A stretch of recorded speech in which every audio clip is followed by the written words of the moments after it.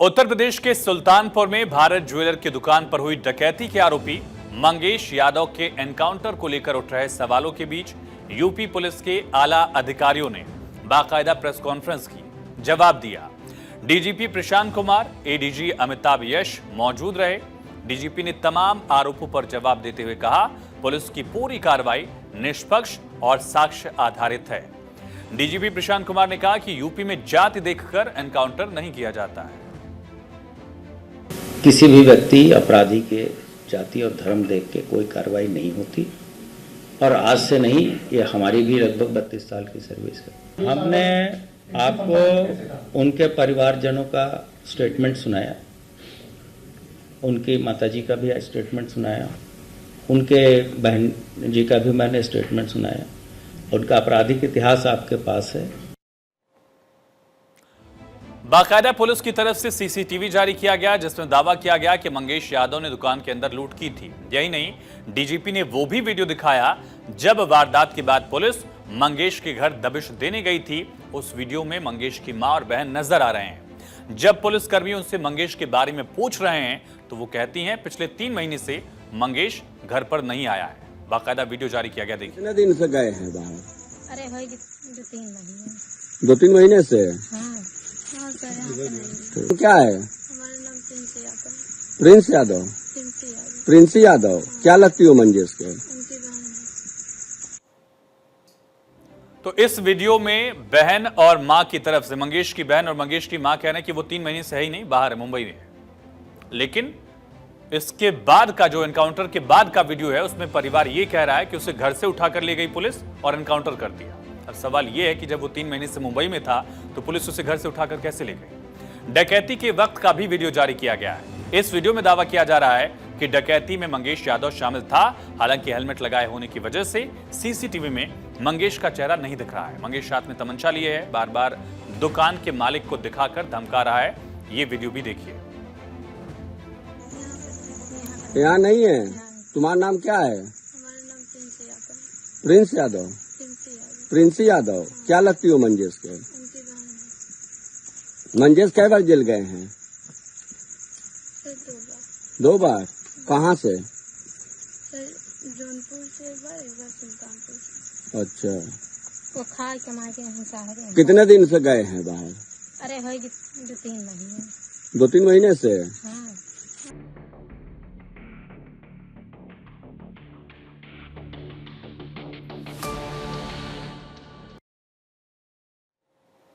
तो पुलिस ने ये वीडियो दिखाया है। पुलिस का दावा है कि जो हेलमेट में आपको शख्स दिख रहा ना, वही है मंगेश यादव। उसके हाथ में है तमंचा। हालांकि उसकी पहचान नहीं हो पा रही है, हम लोग पहचान नहीं कर पाएंगे। पुलिस का ये दावा है कि जिसने हेलमेट ये पहना है वही है मंगेश। और दूसरा वीडियो जो है वो परिवार का वीडियो जारी किया गया, जिसमें परिवार के सदस्य ये कह रहे हैं मंगेश के कि मंगेश 2-3 महीने से बाहर है। हालांकि इसी परिवार ने एनकाउंटर के बाद ये दावा किया था कि मंगेश को घर से उठाकर ले जाकर एनकाउंटर कर दिया गया। ये देखिए आप, ब्लू शर्ट में और हेलमेट में जो शख्स एकदम बीचों बीच स्क्रीन पर आपको दिखेगा, उसी का नाम मंगेश पुलिस बता रही है, जिसने ब्लू कलर की शर्ट, स्काई ब्लू कलर की शर्ट पहनी है। एक ही शख्स आया व्हाइट गमछे में, व्हाइट शर्ट में, और ठीक इसके बगल में ये रेड गमछा, और ये ब्लू शर्ट वाला जो शख्स है जिसने हेलमेट लगा रखा है, ठीक बीचों बीच स्क्रीन के आप देख रहे हैं। एक हाथ में तमंचा, एक हाथ में शायद फोन है उसके, हाँ, और उसने हेलमेट लगा रखा है। इसी का नाम पुलिस मंगेश बता रही है। और पुलिस का कहना है कि जाति धर्म देखकर एनकाउंटर नहीं होता। दरअसल सुल्तानपुर लूटकांड में शामिल मंगेश के एनकाउंटर पर समाजवादी पार्टी के अध्यक्ष अखिलेश यादव ने जाति का एंगल देकर एनकाउंटर को फर्जी करार दिया था। उसके बाद सियासत तेज हुई। आपको एक आंकड़ा दिखाएंगे जो बताता है कि यूपी में सिर्फ यादव या मुस्लिम अपराधियों के नहीं, बल्कि ब्राह्मण और ठाकुरों के भी एनकाउंटर होते हैं। जो अपराधी हैं उनके एनकाउंटर हो रहे हैं, चाहे वो किसी जाति के। उससे पहले अखिलेश यादव ने मंगेश यादव को एनकाउंटर को कैसे जातिवादी एंगल दिया है, पहले ये देख लीजिए। अखिलेश यादव कहते हैं अपराधी की कोई जाति नहीं होती, अपराधी सिर्फ अपराधी है, अपराधी जाति देकर वारदातों को अंजाम नहीं देता है। अखिलेश यादव ने कहा कि लगता है सुल्तानपुर की डकैती में शामिल लोगों से सत्ता पक्ष का गहरा संपर्क था, इसीलिए तो नकली एनकाउंटर से पहले मुख्य आरोपी से संपर्क साधकर सरेंडर करा दिया गया और अन्य सपक्षीय लोगों के पैरों पर सिर्फ दिखावटी गोली चला दी गई। और जात का जिक्र यहां अखिलेश यादव ने कहा कि जात देखकर जान ली गई है। कहते हैं अपराधी की कोई जाति नहीं होती, अपराधी सिर्फ अपराधी होता है, जाति देखकर वारदातों को वो अंजाम नहीं देता।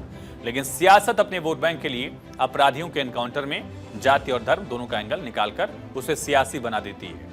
योगी सरकार के 7.5 साल के कार्यकाल के दौरान पुलिस मुठभेड़ की लिस्ट पर अगर आप नजर डालेंगे तो अपराधियों में जाति का एंगल इसमें नजर नहीं आता है। सियासत में भले इसका जिक्र हो, लेकिन आंकड़ों में बिल्कुल रिफ्लेक्ट नहीं होता है। योगी आदित्यनाथ 19 मार्च 2017 को उत्तर प्रदेश के मुख्यमंत्री बने, तब से लेकर अब तक उत्तर प्रदेश में पुलिस और बदमाशों के बीच 12,500 के करीब एनकाउंटर हुए हैं और इसका पूरा आंकड़ा आपके सामने हम रखने वाले हैं। 7.5 साल में 207 बदमाश ढेर हुए हैं। अब तक कुल एनकाउंटर कितने हुए? 12,525 एनकाउंटर। 17 पुलिस कर्मियों की भी इसमें शहादत हुई और एनकाउंटर में मारे गए बदमाशों की संख्या 200 से ज्यादा है। घायल बदमाशों की संख्या 6500 से ज्यादा है। मेरठ जोन में सबसे ज्यादा 66 अपराधी मारे गए। वाराणसी जोन में लगभग 21 अपराधी एनकाउंटर में ढेर हुए और आगरा जोन में 16 अपराधी ढेर हुए। पकड़े गए आरोपियों की संख्या लगभग 27,000 से ज्यादा है। मुठभेड़ में पुलिसकर्मी भी शहीद हुए, उनकी जाति भले कोई पूछे ना, लेकिन 17 पुलिसकर्मियों की शहादत भी इन्हीं अपराधियों से लोहा लेते हुई है और 1500 जवान घायल हुए हैं। इन घायल जवानों की भी जाति कोई नहीं पूछेगा। यह आंकड़ा कितना बड़ा आप सोच सकते हैं। अखिलेश यादव के जातिवादी एनकाउंटर के एंगल से अगर बात करें तो पता चलता है कि उत्तर प्रदेश में जाति देखकर नहीं, बल्कि अपराधियों के एनकाउंटर हो रहे हैं। अपराधियों की कोई जाति नहीं होती। ये खुद कहा जाता है कि अपराधी की जाति नहीं होती, लेकिन अब आपको अपराधियों की जाति बताते हैं जो एनकाउंटर में ढेर हुए हैं। उनका आंकड़ा आखिर क्या है? यूपी में एनकाउंटर में कितने अपराधी मारे गए, ये आंकड़ा देखिए। दरअसल 67 मुस्लिम अपराधी जो हैं वो एनकाउंटर्स में ढेर हुए हैं। 67। और इसी तरह से दरअसल ब्राह्मण अपराधी जो थे उनका आंकड़ा है 20।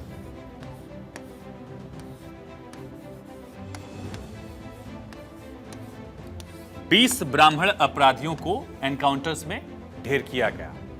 और सजातीय जो अखिलेश यादव कहते हैं, ठाकुर अपराधियों की संख्या जिनको एनकाउंटर में ढेर किया गया उनकी है 18 ठाकुर अपराधी ढेर किए गए। वैसे 200 से ज्यादा अपराधी ढेर किए गए, ये आंकड़ा याद रखिएगा। जाति वाइज नंबर 1 पर ब्राह्मण, नंबर 2 पर ठाकुर और मुस्लिमों की संख्या 67 है जो अपराधी मारे गए। जाट गुर्जर हैं 17, जिनकी जाति जाट थी या गुर्जर थे उनकी संख्या 17 है। अब आप खोजिए इसमें यादव कहां हैं, आपको यादव मिल नहीं रहे होंगे। ये 4 आंकड़ा है जिसमें एनकाउंटर्स में अलग अलग जातियों के लोग मारे गए हैं। इसमें यादव जो हैं, यादव की संख्या जो है वो अब आएगी नंबर 5 पर। दरअसल 16 यादव मारे गए हैं एनकाउंटर्स में।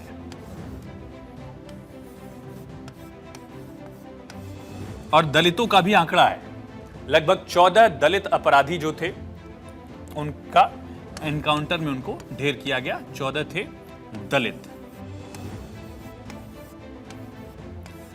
अब इसमें खोजिए कि अलग अलग जाति के और भी कई सारा आंकड़ा है, लेकिन आपको फिलहाल यही बता रहे हैं। लेकिन आप सोच सकते हैं कि अगर जाति देखकर एनकाउंटर होती है बदमाशों की, तो अखिलेश यादव का एक कहना है कि यादवों को खोज खोज कर मारा जा रहा है। उनका आंकड़ा है 16। किस नंबर पर है? पहले नंबर पर मुस्लिम है 67, ब्राह्मण 20, ठाकुर 18, जाट गुर्जर 17 और यादव जिस पर पॉलिटिक्स हो रही है वो आंकड़ा आता है नंबर 5 पर। ये 5 साल में योगी सरकार का आंकड़ा था 7.5 साल का। ये है फैक्ट। अब इसमें इसी पर हो रही है सियासत। अखिलेश यादव का कहना है कि यादव लोगों को, अपराधियों को, आरोपियों को ढूंढकर एनकाउंटर किया जाता है। मंगेश का भी एनकाउंटर इसलिए कर दिया गया क्योंकि वो यादव है। पुलिस का कहना है कि किसी की भी जाति देखकर, धर्म देखकर एनकाउंटर नहीं किया जाता। एनकाउंटर किया नहीं जाता है, एनकाउंटर हो जाता है। जब अपराधी काउंटर फायर करता है, उधर से सामने से गोली आ रही है, तो पुलिस के पास ऑप्शन नहीं बचता। पुलिस उसकी जाति नहीं पूछेगी कि आप किस जात के हैं बताइए, फिर हम गोली चलाएंगे। पुलिस पर जब गोली चलेगी तो पुलिस काउंटर एक्शन लेगी ही। आप सोचिए कि पुलिस कर्मियों पर गोली चल रही, पुलिस से पूछेगी आपकी जाति क्या है, आप बताइए, फिर हम गोली चलाएंगे। अगर आप यादव होंगे तो अब हम गोली चलाएंगे, आपकी जाति कोई और होगी तो गोली नहीं चलाएंगे। ये कहीं इस बात का तुक होता है, तर्क हो सकता है क्या? आप सोचिए एक बार को एनकाउंटर की जो सिचुएशन होती है, एनकाउंटर किया नहीं जाता है। पुलिस खुद कहती है, डीजीपी ने खुद कहा एनकाउंटर हो जाते हैं, उस तरह की सिचुएशन हो जाती है। इतना टाइम नहीं होता पुलिस के पास कि पुलिस जाति पूछेगी। ये फैक्ट जो हैं ये इस बात की तस्दीक करते हैं, बयां करते हैं कि आंकड़ा क्या है और यादव अपराधी कितने थे जो मारे गए, बाकी जातियों के अपराधी कितने थे वो मारे गए, बाकी और जातियों के भी आंकड़े हैं। और धर्म के आधार पर भी कहा गया है कि धर्म देखकर भी टारगेट किया जाता है। कुछ लोगों ने कहा, इस पर भी पॉलिटिक्स बहुत हुई यूपी में, कि मुस्लिमों को ढूंढ कर मारा गया है। अभी आप धर्म वाइज देख रहे हैं, इसमें मुस्लिम नंबर 1 पर भले आपको दिख रहा होगा, लेकिन जब ये सारा ऐड कर देंगे और बाकी बचा हुआ तो हिंदू ऊपर चले जाएंगे। हिंदुओं का एनकाउंटर ज्यादा हुआ है, वो कैसे वो बताते हैं। आपने देख लिया, ये जाति वाइज हो गया, इसमें मुस्लिमों को हमने अलग रखा है। 67 मुस्लिमों का एनकाउंटर हुआ है योगी सरकार। अब आ जाइए धर्म वाले एंगल पर आते हैं कि अपराधियों का धर्म देखकर जो कहा गया है कि एनकाउंटर होता है। हिंदू,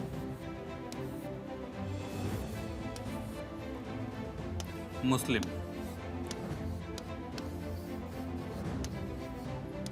ये है उत्तर प्रदेश। इसमें कितने हिंदू अपराधी एनकाउंटर में मारे गए और कितने मुस्लिम, ये बताते हैं अब आपको। दरअसल एनकाउंटर में ढेर हिंदू अपराधियों का आंकड़ा मुस्लिमों से लगभग 2 गुना है। इतने हिंदू ढेर हुए हैं अपराधी। वैसे अपराधी उनकी जाति धर्म तो होती नहीं है, पॉलिटिशियन ही कहते हैं, लेकिन जब सहूलियत के हिसाब से राजनीति करनी होती है तो उनकी जाति और धर्म ढूंढ कर निकाल लिया जाता है कि टारगेट किसको किया जा रहा है। ये है यूपी सरकार में, योगी सरकार में इतने मुस्लिम मारे गए हैं और इतने हिंदू मारे गए हैं। हिंदुओं की संख्या ये है और मुस्लिम्स की संख्या आप देख ही रहे हैं, लगभग 2 गुना है। 65 आप जोड़ेंगे तो 130 के करीब ही शायद होना चाहिए। मेरा मैथ्स अच्छा नहीं है, आपकी शायद अच्छी हो, लेकिन आप देखिए ये आंकड़ा डबल है। एक वो आंकड़ा है कि यादव को टारगेट किया गया, उसमें हर जाति की आपको हमने तस्दीक बताई, संख्या बताई कि आखिर क्या था। और अब धर्म वाइज भी देख लीजिए कि हिंदू कितने मारे गए, मुस्लिम कितने मारे गए।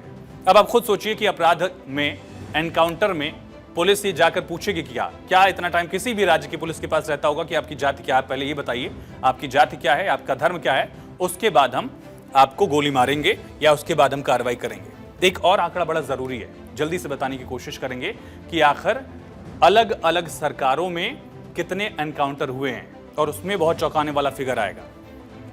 2003 से 7 तक का आंकड़ा देखिए। मुलायम सिंह जब मुख्यमंत्री थे तब जो है रिकॉर्ड बन गया था एनकाउंटर्स का। इस दौरान 499 अपराधी मारे गए। यूपी वालों को ये देखना और जरूरी है। और योगी सरकार में 5 साल में कितने एनकाउंटर हुए? 156। 2017 से बीच में रख लीजिए, यहां रखिए। इस दौरान योगी सरकार के पहले कार्यकाल में था ये आंकड़ा 156। यहां थे मुलायम सिंह जी मुख्यमंत्री थे, लेट मुलायम सिंह सीएम हुआ करते थे, और 5 साल पूरा नहीं किया था उन्होंने कार्यकाल। ये भी ध्यान रखिएगा आंकड़ा, 5 साल नहीं था कार्यकाल उनका, बीच में सरकार बनाई गई थी। ये है योगी सरकार का पहला कार्यकाल जिसमें 156 जो अपराधी हैं वो मारे गए हैं। और अखिलेश यादव की सरकार में लगभग 40 एनकाउंटर हुए थे। 40 आरोपियों को एनकाउंटर में ढेर किया गया था, वो भी बता देते हैं। 2012 से 17 के बीच में अखिलेश यादव की सरकार में आंकड़ा था 40। ये तस्वीर बताई जाती है कि योगी सरकार में बहुत ज्यादा एनकाउंटर होते हैं। सरकार की तरफ से भी दलील दी जाती है उसको कानून व्यवस्था के मॉडल के तौर पर पेश करने के लिए, और विपक्ष भी कहता है कि सरकार में ठोको नीति चलती है, जो आपने पॉलिटिकल गलियारों में सुना होगा। 2007 से 12 जो बहन जी की सरकार थी उस दौरान मायावती की सरकार में 261 अपराधी मारे गए। अब ये आंकड़ा खुद देखिए और सोचिए कि सबसे ज्यादा अपराधी किसकी सरकार में मारे गए हैं। मैथ्स 499, मुलायम सिंह की सरकार नंबर 1 पर है, नंबर 2 पर है मायावती की सरकार, नंबर 3 पर है योगी की सरकार, और नंबर 4 पर है अखिलेश यादव की सरकार। आपके सामने है आंकड़ा, और खुद तय करिए कि पॉलिटिक्स कितनी हो रही है, और इस पर पॉलिटिक्स के इतर फैक्ट्स और फिगर्स क्या हैं ये हमारे सामने है। किस साल में कितने एनकाउंटर हुए, सारे आंकड़े आपको हम दिखाते ही रहे हैं। लेकिन सबसे अहम सवाल यही है कि इस पर सियासत क्यों? सियासत जो लगातार होती रहती है वो सवालों के घेरे में है। अपनी सहूलियत के हिसाब से आंकड़ों का यूज किया जाता है, अपनी सहूलियत के हिसाब से केसेस का यूज किया जाता है। बस साल दर साल का आंकड़ा देखिए, 2017 में 28 एनकाउंटर हुए यूपी में, 2018 में आंकड़ा बढ़ा 41 हुए, 2019 में 34 एनकाउंटर हुए, ढेर किए गए थे। 2020 में आंकड़ा 26 तक पहुंचा, कोविड में 26 बरकरार रहा और अगले साल जो कोविड का पीक वेव था 14 2022 में, उस समय अपराध भी कम हुए और एनकाउंटर्स भी कम हुए। 2023 में फिर ये बढ़ा 26 तक और 2024 में अभी तक का आंकड़ा जो हमारे पास अवेलेबल है वो 12 एनकाउंटर्स का है। और इन सब के बीच